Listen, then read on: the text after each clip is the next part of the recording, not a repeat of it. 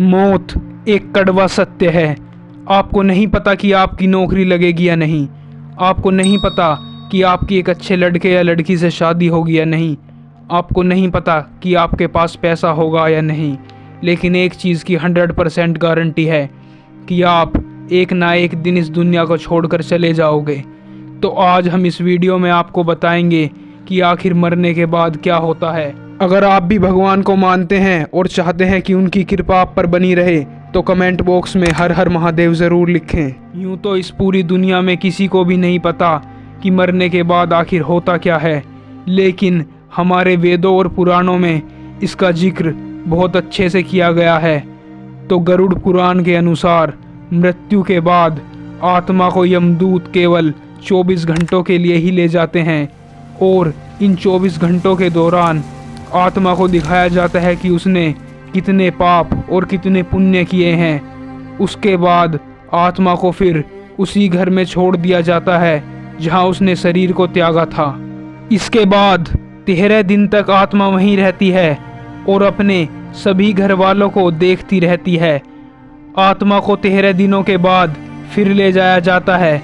गरुड़ पुराण के अनुसार जब भी किसी व्यक्ति की मृत्यु होती है और आत्मा शरीर को त्याग कर यात्रा आरंभ करती है तो इस दौरान उसे 3 प्रकार के मार्ग मिलते हैं। पहला अचेय मार्ग, दूसरा धूम मार्ग और तीसरा उत्पत्ति विनाश मार्ग, जो कि 13 दिन बाद मिलता है, जो उस व्यक्ति द्वारा किए गए कर्मों के अनुसार होता है।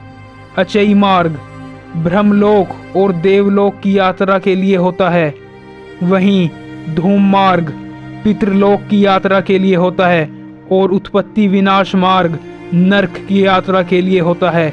इस तरह आत्मा अलग अलग मार्ग में चली जाती है। यहाँ पर आत्मा कर्मों के अनुसार और यमराज द्वारा तय किए गए समय तक रहती है। यजुर्वेद के अनुसार कहा जाता है कि शरीर छोड़ने के बाद जिन्होंने तप और ध्यान किया है वो ब्रह्मलोक में चले जाते हैं, अर्थात ब्रह्मलीन हो जाते हैं। कुछ सत्कर्म करने वाले भक्तजन स्वर्ग चले जाते हैं और राक्षसी कर्म करने वाले प्रेत यानी अनंत काल तक भटकते रहते हैं और कुछ पुनः धरती पर जन्म लेते हैं।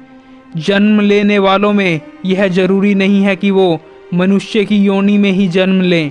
इससे पूर्व ये सभी पितृलोक में रहते हैं, वहीं इसका न्याय होता है। आत्मा 17 दिनों की यात्रा करने के बाद 18वें दिन यमपुरी पहुंचती है। गरुड़ पुराण में बताया गया है कि जो लोग अच्छे कर्म करते हैं, गर्मियों में व्यक्तियों को पानी पिलाते हैं, वर्षा ऋतु में किसी दुखी की मदद करते हैं और सबसे ज़रूरी माता पिता की सेवा करते हैं, लोगों से मधुर वाणी में बात करते हैं, लोगों के लिए सद्विचार रखते हैं, किसी को कष्ट नहीं पहुंचाते हैं, वेदों का अध्ययन करते हैं, ऐसे लोगों को कभी कष्ट का सामना नहीं करना पड़ता और उन्हें स्वर्ग की प्राप्ति होती है। गरुड़ पुराण में यमपुरी के इस रास्ते में वैतरणी नदी का उल्लेख भी मिलता है। वैतरणी नदी निष्ठा और रक्त से भरी हुई है। जिसने गाय का दान किया है वह इस नदी को आसानी से पार कर यमलोक पहुंच जाते हैं और जिसने गाय का दान नहीं किया इस नदी में वो डूबते रहते हैं और यमदूत उन्हें निकाल कर धक्का देते रहते हैं।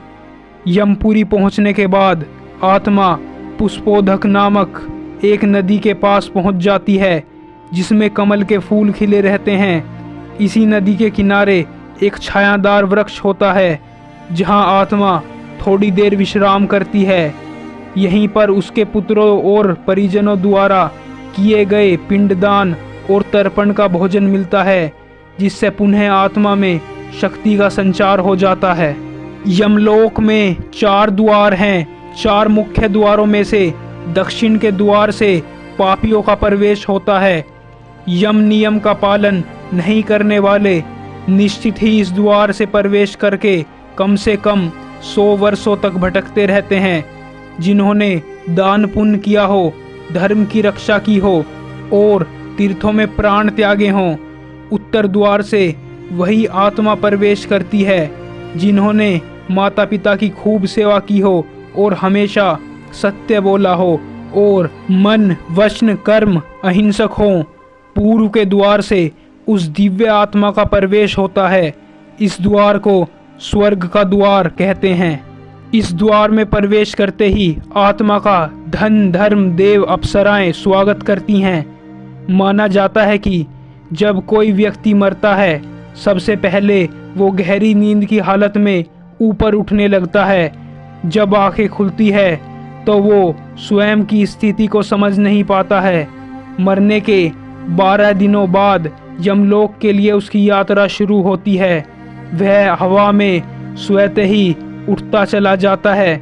जहाँ रुकावट होती है वहीं उसे यमदूत नजर आते हैं जो उसे ऊपर की ओर ले जाते हैं। आत्माओं के मरने की दिशा उसके कर्म और मरने की तिथि के अनुसार तय होती है। जैसे कृष्ण पक्ष में देह छोड़ दिया तो उस काल में दक्षिण और उसके पास के द्वार खुलने लगते हैं, लेकिन शुक्ल पक्ष में देह छोड़ दिया तो उत्तर और उसके पास के द्वार खुलते हैं। लेकिन जब कोई नियम काम नहीं करता, जब कोई व्यक्ति पाप से भरा हो, तो वो शुक्ल पक्ष में मरने के बाद भी दक्षिण दिशा में गमन करता है। तो दोस्तों, कभी भी किसी का दिल ना दुखाएं, कभी किसी का बुरा ना करें और हमेशा सबकी मदद करें। तो आज के वीडियो में बस इतना ही। उम्मीद है आपको मज़ा आया होगा और बहुत कुछ सीखने को भी मिला होगा। ऐसी ही ज़रूरी वीडियो देखने के लिए और अपने ज्ञान को बढ़ाने के लिए हमारे चैनल को ज़रूर सब्सक्राइब कर लें और कमेंट बॉक्स में अपनी राय ज़रूर दें कि आपको ये वीडियो कैसी लगी। अगर आप भी भगवान को मानते हैं और चाहते हैं कि उनकी कृपा आप पर बनी रहे तो कमेंट बॉक्स में हर हर महादेव ज़रूर लिखें। हम फिर मिलेंगे एक नए मज़ेदार वीडियो के साथ। धन्यवाद।